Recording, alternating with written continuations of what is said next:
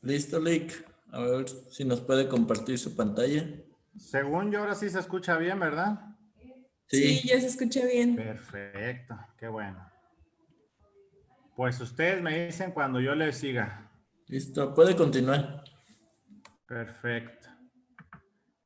Pues muy bien, les hablaba que una tasa menor a 60 mililitros por minuto era el criterio diagnóstico para poder tener una enfermedad renal crónica y que esto tenía que cumplirse por más de 3 meses de manera sostenida.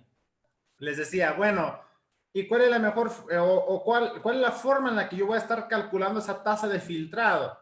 Pues bien, en sus sistemas operativos, iOS, Android, etcétera, pueden encontrar esta aplicación que hizo la National Kidney Foundation, que es la EGFR Calculators, ¿sí? Una vez que descarguen la aplicación, les va a aparecer una portada como el pantallazo que aquí puse, el screenshot, en la cual te va a dar 5 fórmulas por las cuales puede calcular la tasa de filtrado en tus pacientes.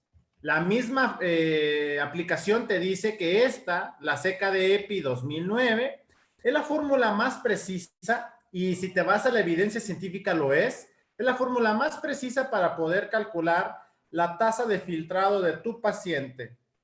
Necesitas datos muy sencillos, como la edad del paciente, el sexo, si es masculino o femenino, el valor de la creatinina y la raza o etnia que es tu paciente. Teniendo esos 4 valores, te da un estimado o te da una tasa de filtrado calculada para que tú puedas estratificarlo dentro de estos rangos de la enfermedad renal crónica, ¿sí? Esto lo pueden encontrar en las guías Kadoki de este año, del 2020, ¿sí? Salieron en el 2020, después estamos en el 2021.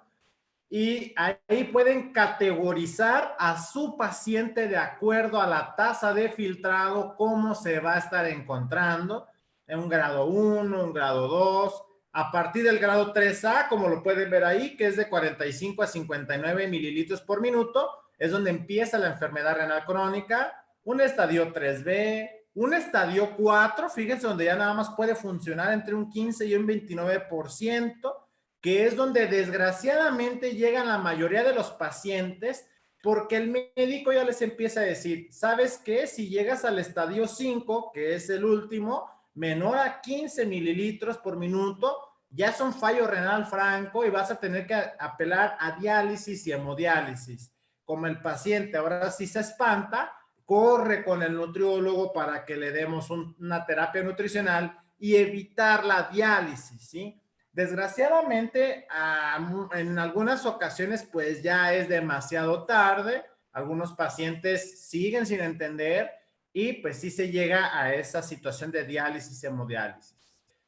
Aparte de saber esa situación de cuando sean criterios para las terapias sustitutivas de la función renal, que es diálisis, hemodiálisis, también estas categorías o estos grados de la tasa de filtrado nos van a estar sirviendo para dar para poner la dietoterapia de las proteínas de nuestro paciente, que es lo que les voy a decir más adelante, porque dependerá de la tasa de filtrado, podemos calcular las proteínas en este paciente, ¿sí? También hay otra tabla que te dice la categoría de albuminuria, o sea, la albúmina que está orinando nuestro paciente. Recuerden que la microalbuminuria es un marcador también de la función renal y tú vas a poder someter ese simple cociente albuminuria sobre creatinina. Si haces esa división de acuerdo a ambos valores que te va a estar reportando el laboratorio, puedes estarlo poniendo en la categoría A1, A2 o incluso la A3 si es más de 300 ese cociente, y puedes estratificar a tu paciente de esta forma según el riesgo que tiene.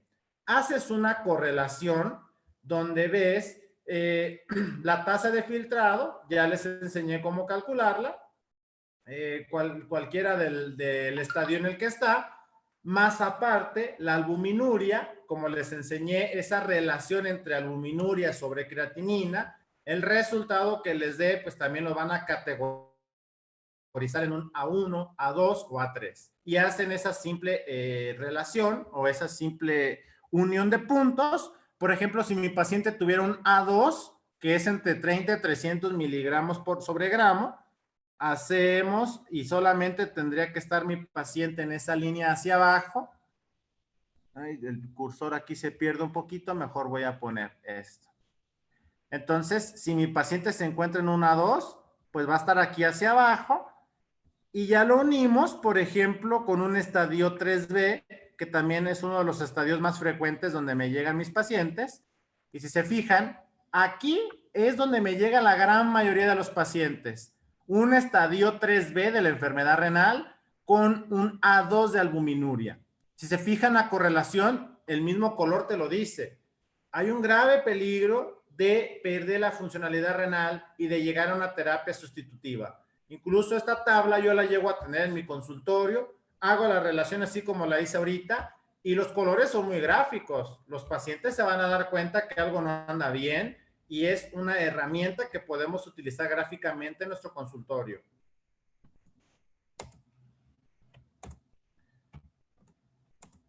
Ok, les voy a explicar a grosso modo cuál es la fisiopatología o cómo funciona el cuerpo durante la enfermedad. ¿Sí? Yo siempre les he dicho a mis alumnos cuando doy una conferencia, cuando doy algún taller, hay tres grandes pilares dentro de la nutrición clínica. Desconozco en las otras áreas porque no son mi especialidad, pero dentro de la nutrición clínica hay tres grandes áreas. Lo que es la fisiopatología, o sea, cómo funciona el cuerpo en la enfermedad, la fisiología, cómo funciona el cuerpo normalmente, y la bioquímica, que es todas las reacciones metabólicas que tendrá nuestro cuerpo cuando ingresa un nutriente, ¿sí? Por ahí he escuchado y he visto en Facebook que dicen una caloría es una caloría, independientemente si es de carbohidrato, de lípido, de proteína. Pues qué falta de conocimiento de bioquímica si llegas a decir eso, porque no es lo mismo bioquímicamente hablando, ni fisiológicamente hablando, ni fisiopatológicamente hablando. No es lo mismo una caloría o un gramo de proteínas, la funcionalidad que va a tener, a la funcionalidad de un gramo de carbohidrato, ni un gramo de lípido. Por eso es importante entender la bioquímica, ¿sí?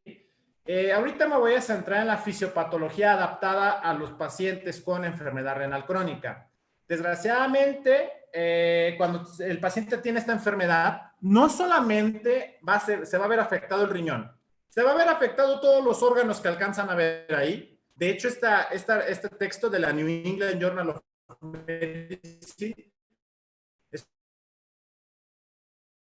uno de mis enfermedades renal crónica, donde explican cómo afecta el riñón, cómo afecta el músculo, cómo afecta el hígado, cómo afecta el hígado, cómo afecta la grasa o el tejido adiposo, el intestino, el hueso y el corazón. Entonces, fíjense cuántos órganos se van a ver implicados cuando hay una enfermedad renal. Lo explicaré de la forma más digerible posible, con no tantos tecnicismos para que nos entendamos, y de ahí van a ver cuál es la dietoterapia. Siempre les digo a mis alumnos, si tú conoces la fisiopatología, la dietoterapia la vas a sacar casi por lógica, ¿sí? Empezamos. Ahí viene un riñoncito, esa forma como de frijolito. Todos conocemos que en el riñón se produce bicarbonato. Cuando ese bicarbonato, cuando ese riñón empieza a fallar, el bicarbonato también va a empezar a disminuir su síntesis. Y eso te va a traer una acidosis metabólica. Y una acidosis metabólica, por consecuencia, te va a traer una degradación proteica. Pero el cuerpo, ¿de dónde obtiene músculo? Perdón, ¿de dónde obtiene proteína? Pues del músculo. Y va a haber un wasting muscular, un desgaste muscular. Híjole, y es donde el paciente se empieza a poner flaco, flaco, flaco, flaco.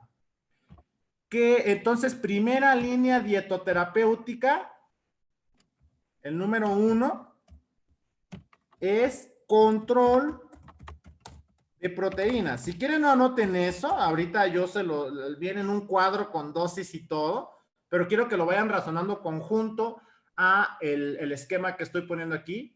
Fíjense, es un control de proteínas, no una restricción. ¿Por qué? Si ya están viendo aquí que mi cuerpo está desgastando mi músculo y todavía yo doy muy pocas proteínas, pues voy a hacer que pierda más músculo mi paciente. Y si mi paciente pierde músculo, como lo pueden ver aquí, va a haber una resistencia a la insulina y esa resistencia a la insulina va a hacer que mi paciente ocurra o que recurra su metabolismo a algo que se llama gluconeogénesis, que es obtención de glucosa a partir de otros sustratos. ¿Cuáles son los otros sustratos? Músculo y grasa. Por eso es que el paciente con enfermedad renal baja muchísimo de peso si no controlamos ese desgaste muscular y esa resistencia a la insulina, ¿sí? Entonces, control de proteínas, que ese es el número 1 o esa es la principal diana terapéutica en estos pacientes. No es restricción, porque tanto le va a hacer daño, y creo que esos todos los conocemos, un exceso de proteínas cuando hay enfermedad renal sí va a ser dañino para ese riñón, pero también dar demasiado pocas proteínas te va a acelerar más ese desgaste muscular que te hablo y eso traducirá a que el paciente se desnutra. Entonces, número 1 es control de proteínas. En el número 2, si te estoy diciendo que es un paciente que va a estar catabolizando, que tiene altas demandas metabólicas, pues vamos a tener que dar una dieta hiperenergética. O una dieta hipercalórica, ¿sí? Son pacientes que tienen altas demandas energéticas y que también debemos de cubrir. Luego, si vamos viendo también desde el riñón, empieza a disminuir el calcitrol. Y el calcitrol, que es una forma de vitamina D que se va a producir en el riñón, hará que se fije el calcio en los huesos. Y aquí hay un matrimonio mal llevado. ¿Qué quiere decir eso? Que esos dos minerales se llevan mal, pero tienen que estar juntos, el cual es el calcio y el fósforo. Entre menos calcio haya, existirán más niveles de fósforo. Por eso es que una dieta para un paciente con enfermedad renal, como también tiene baja producción de la vitamina D3 del calcitrol, es una dieta alta en calcio y dieta, bueno, ya será el número 4.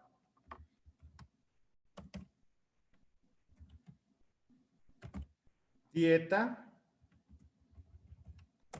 baja en fósforo. Sí, les digo, yo todas las dosis y todo se las voy a mostrar en un cuadro, pero aquí estamos razonando de acuerdo a lo que pasa en el cuerpo, qué tengo que hacer, ¿sí? Entonces llevamos esos 4 puntos. Aquí si quieren ahora sí tómenle un pantallazo. Control de proteínas, dieta hiperenergética, dieta alta en calcio y dieta baja en fósforo, ¿sí? ¿Por qué? Porque esos niveles de fósforo también te van a traer acumulación de amonio, ¿sí? El amonio es un desecho proteico y ese amonio naturalmente debería ir al hígado y en el hígado convertirse en urea o en urea gracias a una enzima que se llama carbamilfosfato. El problema es que el hígado también empieza a fallar y al empezar a fallar el hígado, ese carbamilfosfato ya no actuará de buena manera para convertir el amonio en urea y se va a ver disminuida esa eliminación del amonio y se va a empezar a acumular ese tóxico, ¿sí? Entonces, otra forma también de ayudar al hígado, pues es disminuyendo las proteínas, porque como dice ahí arriba, aquí, la desaminación de aminoácidos no se va a llevar a cabo de una buena manera y eso también te va a alterar el ciclo de la urea. Recuerden que la urea es un metabolito proteico que se va a estar eliminando por la orina y es lo que le da el olor característico a orina. Si ustedes alguna vez han ido a un gimnasio, a un baño que dicen huele a orina, realmente huele a urea. Es eso amarillo de la orina.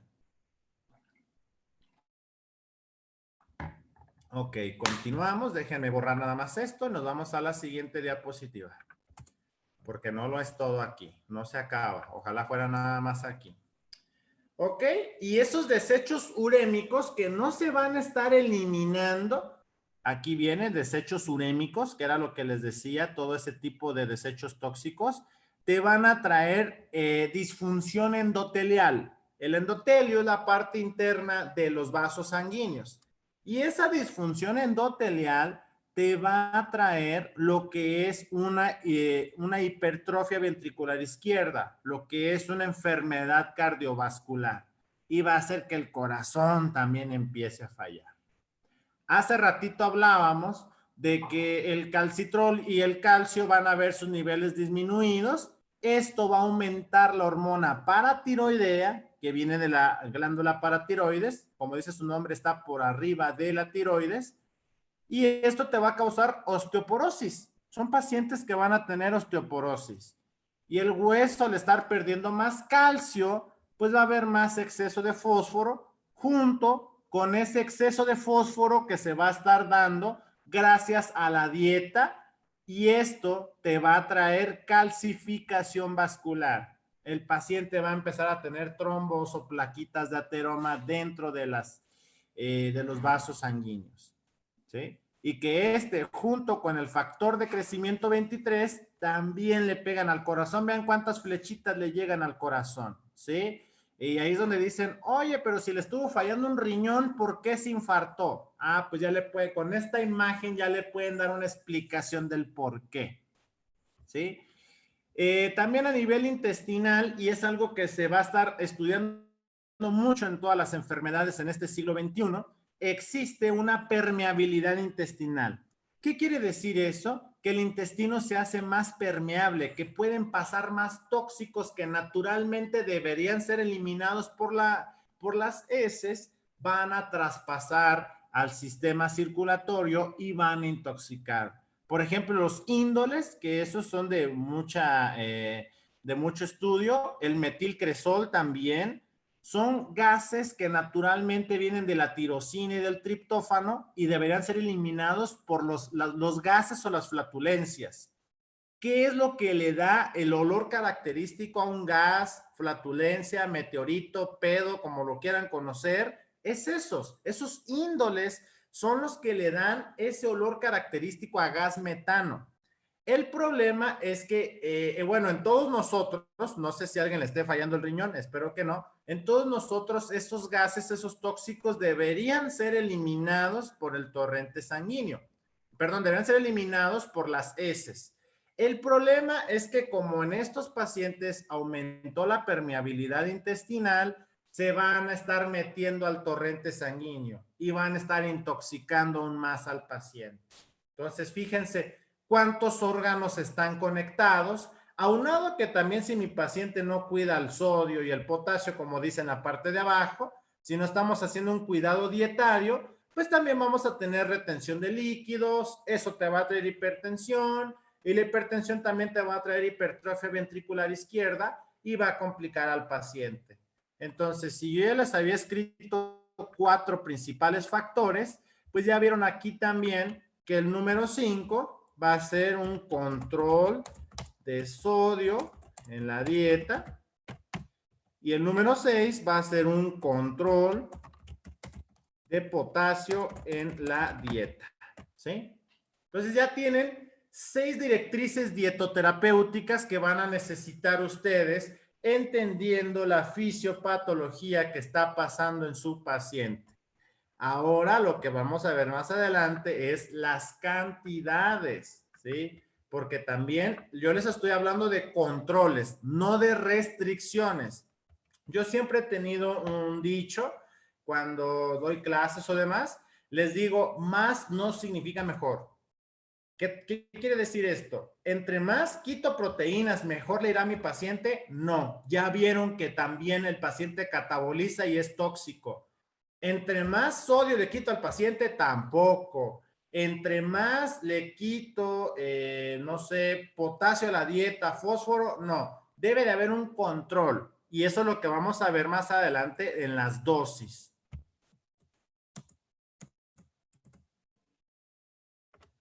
Pero antes de eso, antes de pasar al tratamiento nutricional, hay que analizar un poquito el tratamiento médico, ya que tiene ciertas interacciones con la nutrición de los pacientes.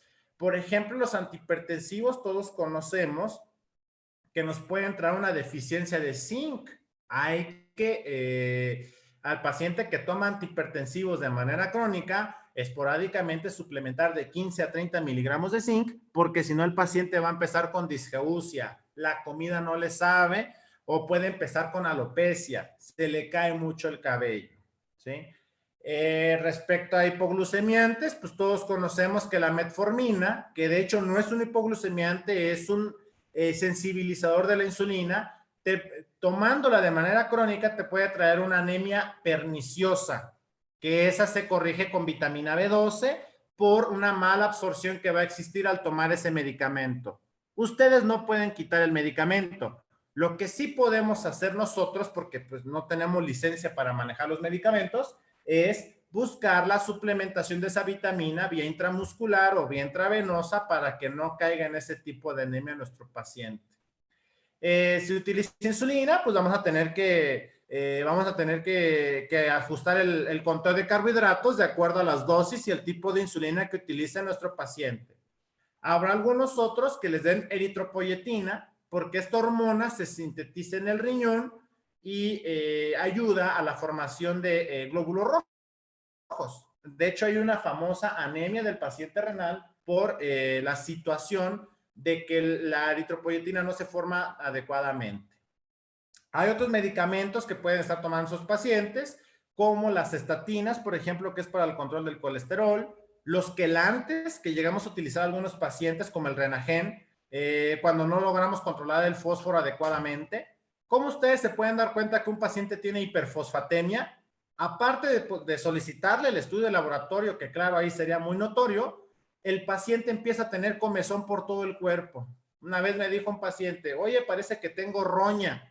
Pues no, no tiene roña, más bien tiene el fósforo alto. En pacientes con enfermedad renal crónica que empiezan a tener mucho picazón, mucha comezón por todo su cuerpo, es muy probable que tengan el fósforo alto, ¿sí?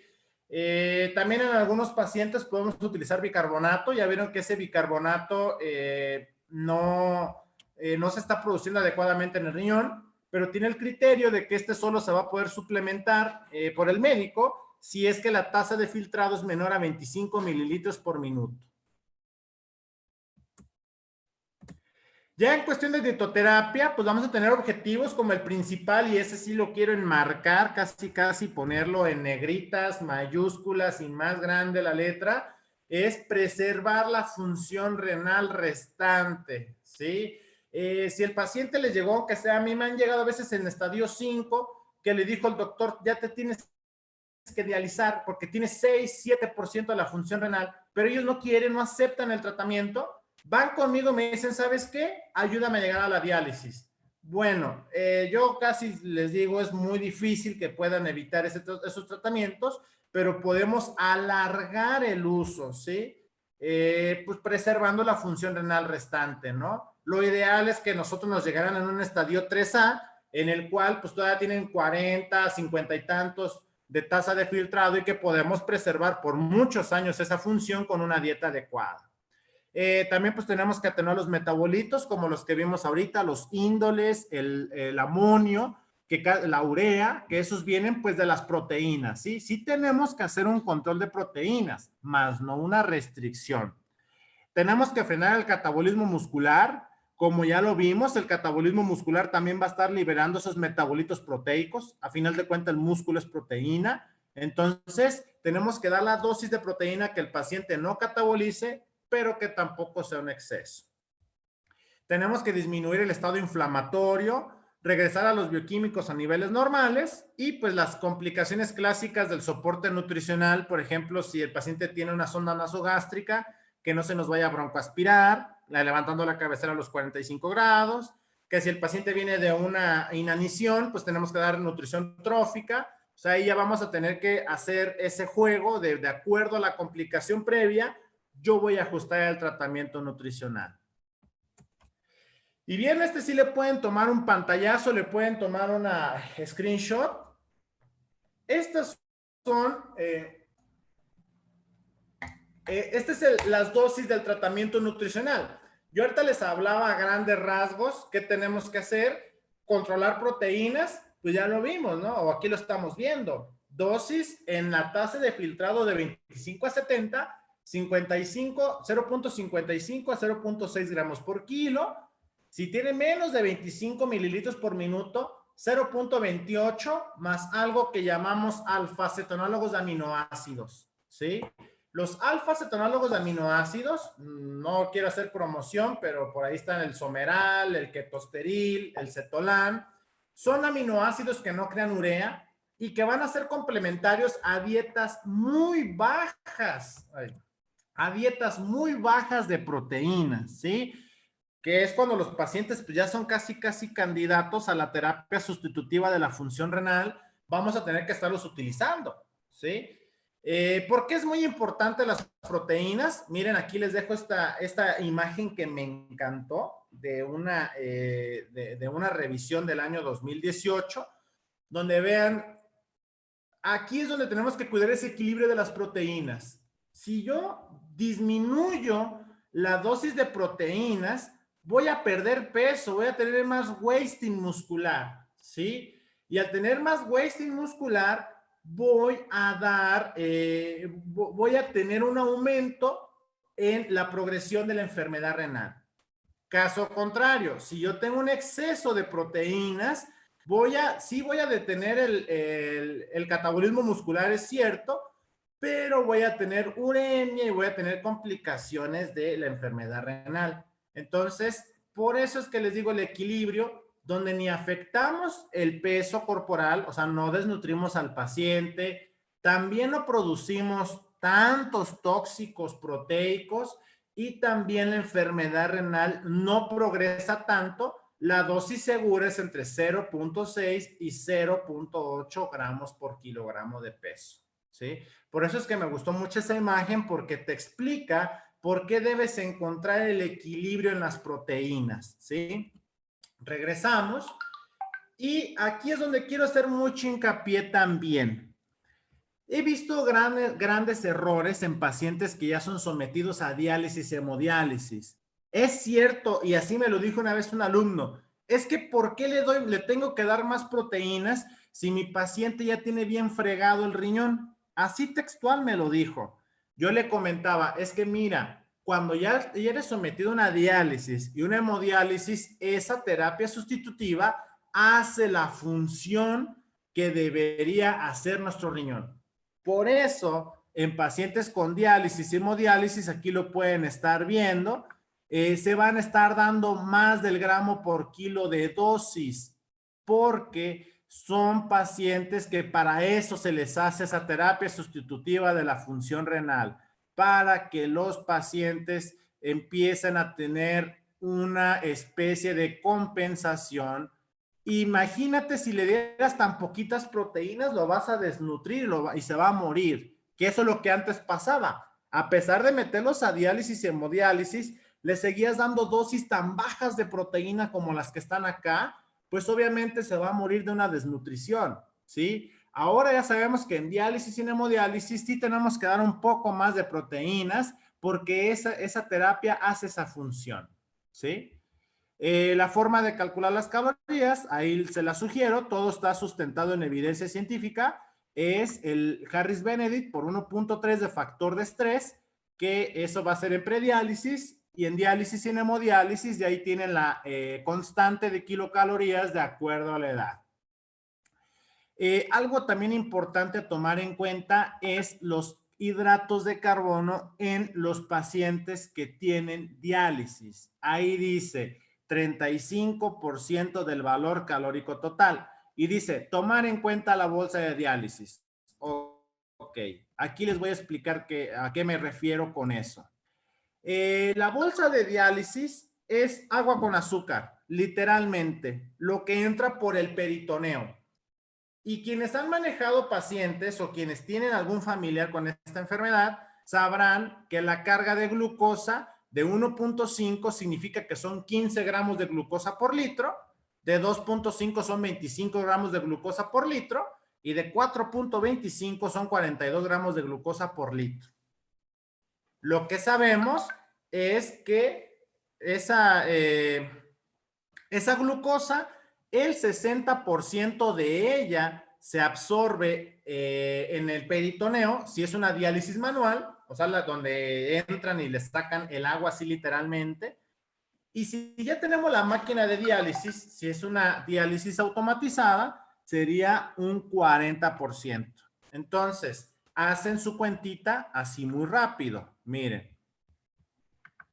Generalmente a todos los pacientes les ponen 2 litros, ¿sí? Suponiendo que a mis pacientes le ponen 2 litros de carga al 2.5, ¿sí? ¿Qué significa esto? Que a mi paciente le están pasando 25 gramos de glucosa por litro, pero como generalmente les pasan 2 litros, está pasando 50 gramos de carbohidrato o de glucosa. Y a mi paciente le hacen diálisis manual, ¿sí? Y ustedes ven ahí que en la diálisis manual el 60% se absorbe en el peritoneo, ¿sí? 60%.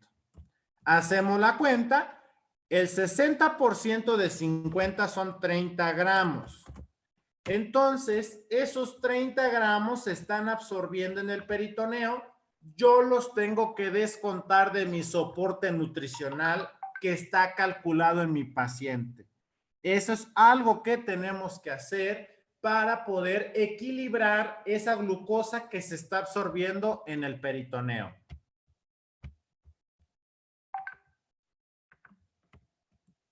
También algo importante a decirles dentro del cálculo es que me dicen, ¿con qué peso debo hacer el cálculo de proteínas, el cálculo de calorías y todo lo que viene ahí en gramos por kilo? ¿Sí? El cálculo que se va a hacer es con esta tabla del cálculo de peso teórico NANES 2. ¿Cómo se calcula? Eso es muy fácil. Aquí les dejo cómo vamos a calcular la complexión, que es la estatura entre la circunferencia de muñeca y de acuerdo al resultado, y si es hombre o mujer, vamos a estratificar si su complexión es pequeña, mediana o grande. Y de ahí nos vamos a ir a hombres de acuerdo al rango de edad, si es de 25 a 54 o de 55 a 74. De acuerdo a la complexión pequeña, mediana o grande, pequeña, mediana o grande, y de acuerdo a la talla, voy a encontrar a mi paciente. Suponiendo si mi paciente fuera de talla mediana y midiera unos 73, el peso teórico es de 78 kilos, ¿sí? 1,73, complexión mediana y tiene entre 25 y 54 años, ¿sí? Ese sería el peso que yo voy a estar utilizando en este paciente para el cálculo de calorías, de proteínas, etc.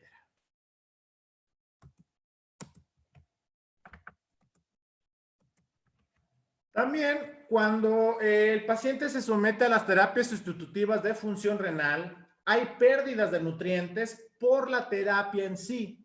Cuando es en diálisis, se pierden de 8 a 12 gramos e incluso de 1 a 3, dependerá si es diálisis automatizada, que es donde se pierde menos. Si es diálisis manual, se pierden de 8 a 12 gramos de proteína por sesión, que generalmente es una sesión al día, ¿sí?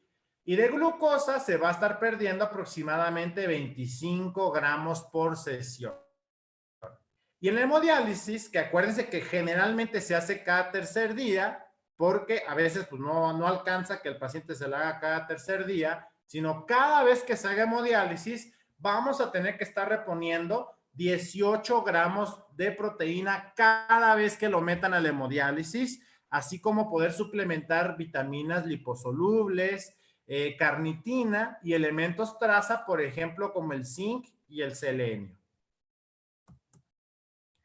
En cuestión de soporte nutricional o lo que ya es nutrición enteral y parenteral, recuerden que nuestros pacientes, si no cubren 2/3 partes del gasto energético total, tendríamos que buscar otra vía para poder nutrir a nuestros pacientes, prefiriendo siempre la nutrición enteral. En dado caso que el paciente no tenga el tracto gastrointestinal funcional, vamos a tener que dar nutrición parenteral, pero tiene que ser total, porque la periférica no puede tener un control de líquidos. Solamente la nutrición parenteral total sí te puede soportar dosis de osmolaridad más altas de 800 miliosmoles por litro. Entonces, paciente que sería su última opción, que necesite llegar a la nutrición parenteral y que tenga enfermedad renal, tiene que ser por vía central para que tolere más osmolaridad y menos líquidos. Aquí les dejo algunas cepas de probióticos que también se han visto benéficas en los pacientes que tienen enfermedad renal, por ejemplo, los lactobacillus acidófilos, las bifidobacteria longum también, los fructooligosacáridos enriquecidos con inulina, también van a disminuir los niveles de metilcrestol y los niveles de índole a nivel intestinal. Si se acuerdan, les hablé de esos tóxicos. Entonces, los probióticos, recuerden que es mantener una microbiota intestinal sana y eso te va a estar disminuyendo esa permeabilidad intestinal que les hablaba. También les dejo aquí una lista de plantitas, de hierbitas que son nefrotóxicas, ¿sí? Porque luego el paciente dice, es que me estoy tomando mi tecito de jengibre.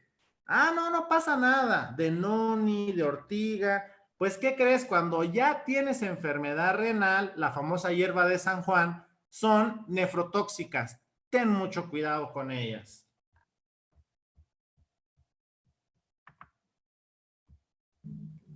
Lick. Sí, de hecho ya terminé. Sí veo que faltan 2 minutitos. Nada más déjame despedirme, le cortas y ya regresamos nada más a las preguntas, ¿va? Perfecto. Ok. Pues muchas gracias por su atención, chicos. Feliz Día del Nutriólogo. A mí no me interesa si son estudiantes o no. Ya desde que entraste a la universidad eres parte de este gremio y tienes que festejar el día de mañana, ¿sí? Porque luego por ahí hay algunos que se suben un tabique y que hasta que eres licenciado ya puedes. Oye, todos empezamos en ese proceso, desde ser un maestro de la universidad de Nutriblasto, ¿sí?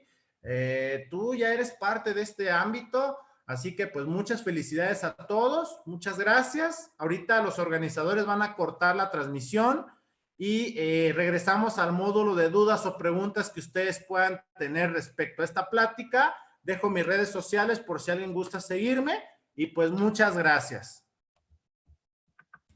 Muchas gracias, Lick. Vamos a cortarla y iniciamos en unos minutos de nuevo. Claro que sí.